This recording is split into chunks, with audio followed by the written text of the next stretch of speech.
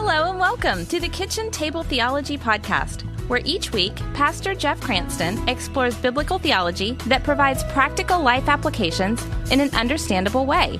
Thanks for joining us at the table. Let's get started.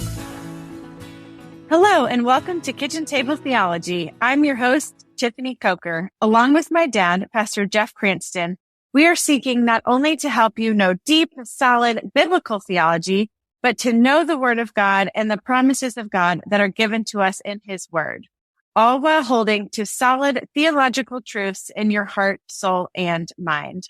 It's so good to be back with you all after our Christmas break. If you're sticking with us live here, we are kicking off the new year with a new podcast today. We're going to be looking at another one of Paul's letters, this time again to the church at Thessalonica. As you may know, there's two of those letters in the New Testament. Today, we're looking at the second one of those. If you missed our overview of 1 Thessalonians, you can go back to episode 178 and give that one a listen. We already know Paul is the author of both letters to the Thessalonians. And we learned in our last podcast, he wrote 1 Thessalonians around AD 51. And Bible scholars believe he wrote this letter about AD 51 or 52. So pretty close together. We also previously learned from our 1 Thessalonians podcast that Paul is writing to a new church. This was a new group of believers. And he most likely wrote these letters while in Corinth after fleeing from Thessalonica due to persecution after establishing this new church. So that kind of gives us a little bit of background there. Dad, we're referring to the Thessalonians and Thessalonica like we really know this place. But I'm guessing most of us don't really have a lot of knowledge regarding this city. How about getting us started there and filling us in a little bit? Yeah, that's a pretty good idea. And hello again, Kitchen Table Theologians. It's good to be back. We've had a few weeks off, which was a nice break over the Christmas holidays. Hoping you had a good Christmas and a very happy New Year. If you're following along with us as we record these, if you're listening to this any other time of the year, that really won't make a whole lot of sense to you. But we're recording this the second day of January in 2024. Well, yeah, to go the direction you want us to go a little bit, Thessalonica was a capital of the Roman province of Macedonia. Now, these may be names you recognize not only from the Bible, but present day. They remain present-day names. They had, in Paul's day, about a population of 100,000 people. It was located at the intersection of two major Roman roads, one leading from Italy eastward, that was called the Egnatia Way, and the other from the Danube to the Aegean Sea. Thessalonica's location and their harbor on the Aegean Sea made it a prominent city. It was an important city. It was a free city. It flourished in trade. There was a lot of philosophical teaching that took place. It was governed by politarchs, whom we met in our 1 Thessalonians podcast in Acts 17. So if you want to know more about politarchs, go back 2 podcasts and listen to that one. Religiously, the city was really committed to Greco-Roman, that pantheon of gods. They were, if you were going to be Roman, that's kind of what you were expected to do. Gods such as Minerva, Zeus, Apollo, Diana, Poseidon. There was some Egyptian cults which had followings in Thessalonica. There were imperial cults. Well, what does that mean? They worship Caesar. There was also a large Jewish population. Now, today the city is called Thessaloniki, and it's a very modern city. And today it's the second most important city in Greece, only after Athens. And there's over 1 million people who live in Thessaloniki. By the way, that also explains why there has been very little archaeological information from the first century city, because the 21st century city sits right on top of everything from the past, which I find very interesting. And as I did some study and wanted to see what had been dug up archaeologically, there's very little for Thessalonica because Thessalonica has always been, to this day, in pretty much the exact same place. So in order to do any archaeological digs, they're going to have to tear some present day buildings down. And People don't like it when you tear down their building. No, that's very interesting. And Kitchen Table Theologian, Dad shared a video with me that we want to share with all of you, a great resource for you. Dave Stotts with Drive-Through History has an excellent 6.5-minute video on ancient Thessalonica. So we will link that for you in today's episode notes. And I really do think it is worth a few minutes for you to watch that. Dad, maybe let's give us a quick reminder of where we find ourselves in the life of the early church. I touched on it quickly, but dig a little deeper there for us. Sure. And I'll just add my part to encouraging you to watch that video that we link. It really is good. He does show you some of the things that they have found archaeologically. It's 6.5 minutes long, as Tiff said. Well worth your time to go do that.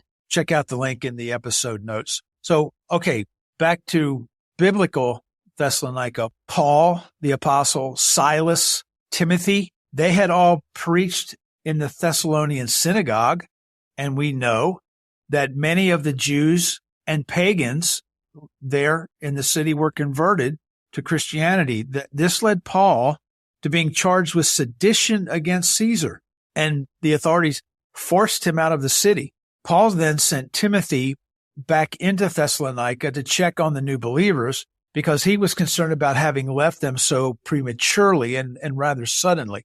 So you can understand he was a little concerned about them. Timothy went to Thessalonica, and then he returned to Paul with questions from the Thessalonian church.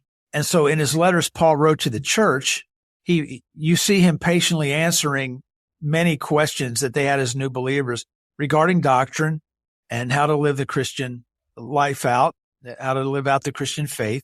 And his goal in his letters, these two letters, was to encourage them to continue being faithful and obedient to Christ, even in times of trouble and persecution, which they were starting to experience.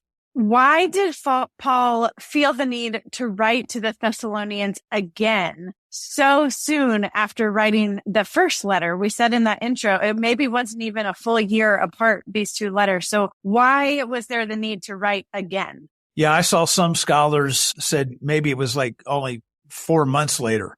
Others say it was almost a year later, but it wasn't a long time. Well, to answer that, Paul had received a report that things had not only basically remained the same, but they had actually gotten a little bit worse. That's the news he's getting back from Thessalonica. Persecution had increased, and there continued to be among the believers some misunderstandings regarding the return of Christ.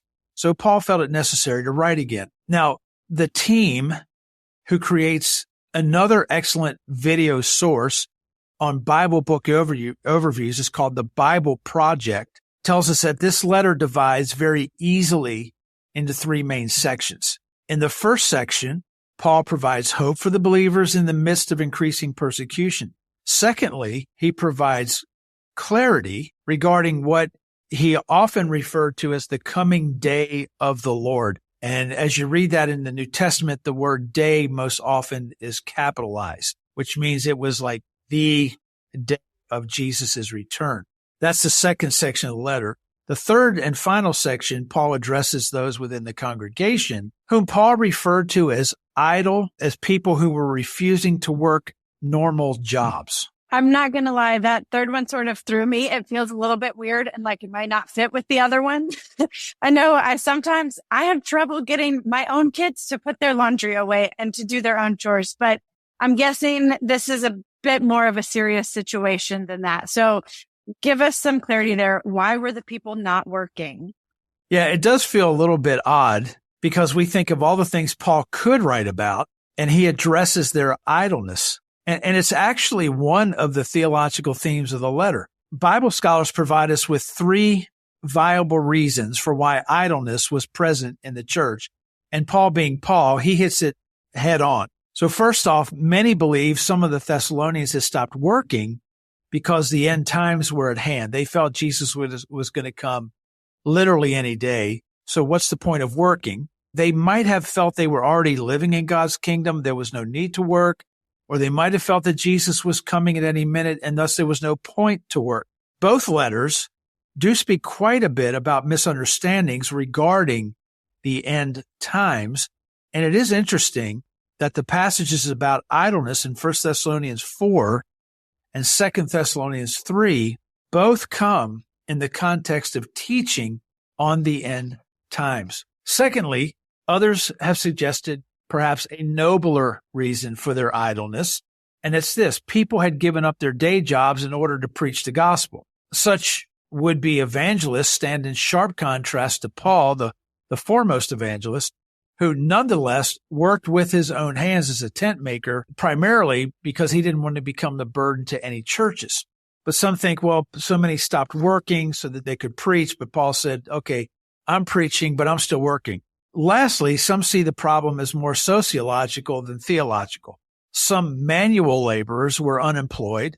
Now, that may have been because of laziness or persecution. They became Christians and they were fired, or it's possible there was just some sort of general economic malaise. Maybe the economy was bad where they were at the time, and they become dependent on the charity of other people from within the church. They discovered life as the client of a rich patron was significantly easier than life as a laborer slogging out a day's work. So the injunction for Christians to care for one another formed a very ready pretext for them to continue in this parasitic lifestyle. Of course, they would have been seriously misinterpreting the injunction to care for one another. So they thought, well, the Bible says care for one another. I don't have a job. I need some help. And people in the church say, okay, well, we'll care for you. And then they took advantage of that. So that's possible. We don't know that for sure, but maybe Paul addressed idleness because some of that was going on. I have a feeling all three things were going on. Probably. And that's why he had to address it like he did, because he addressed it in both of his letters.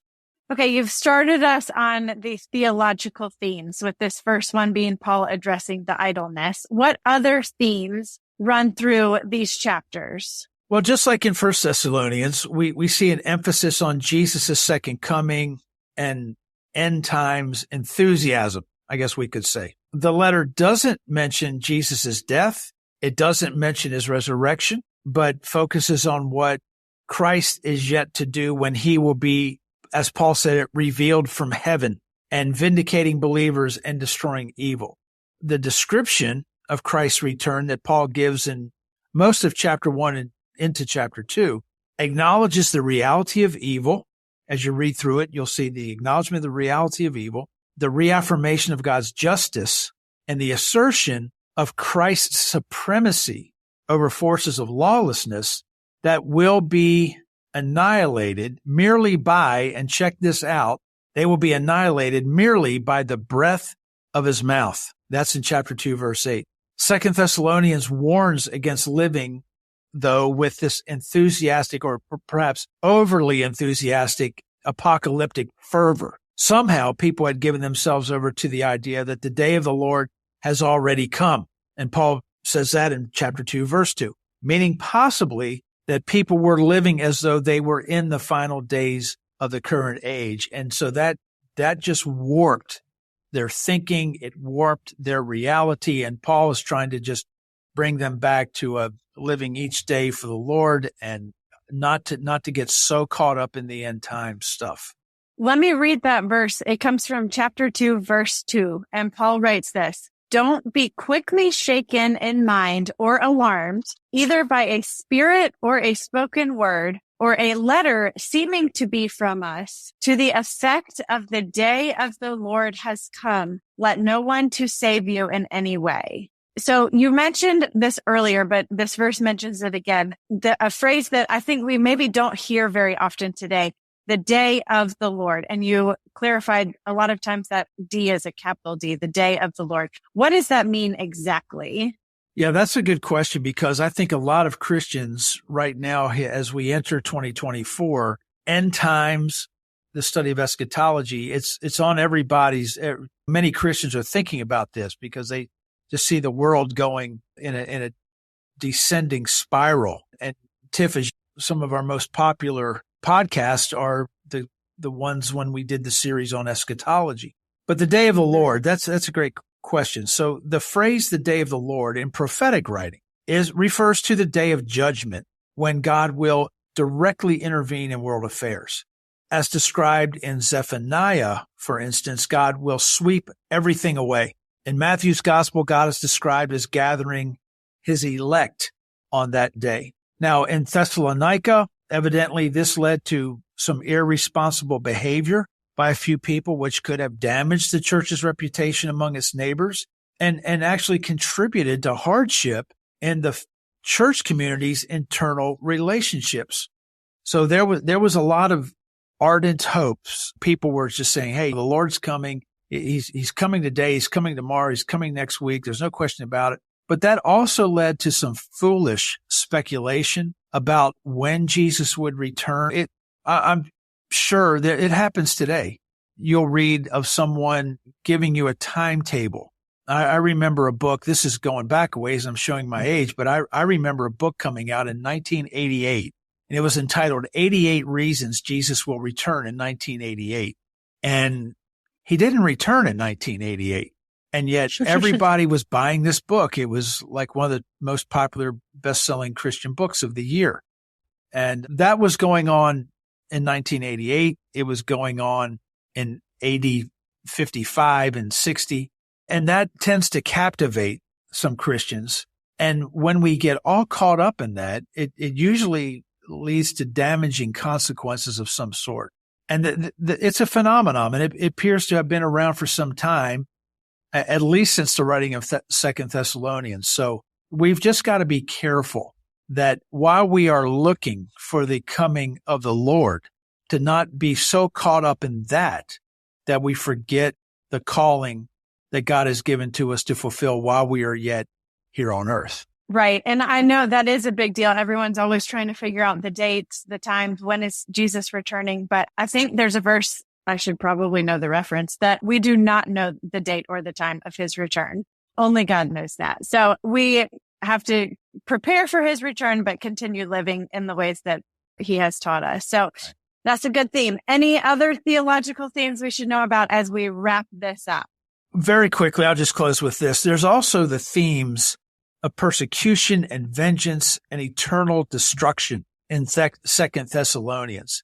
Doesn't that sound happy and joyful? It sounds great. Persecution, vengeance, eternal destruction. Well, as you read through the book, you see it.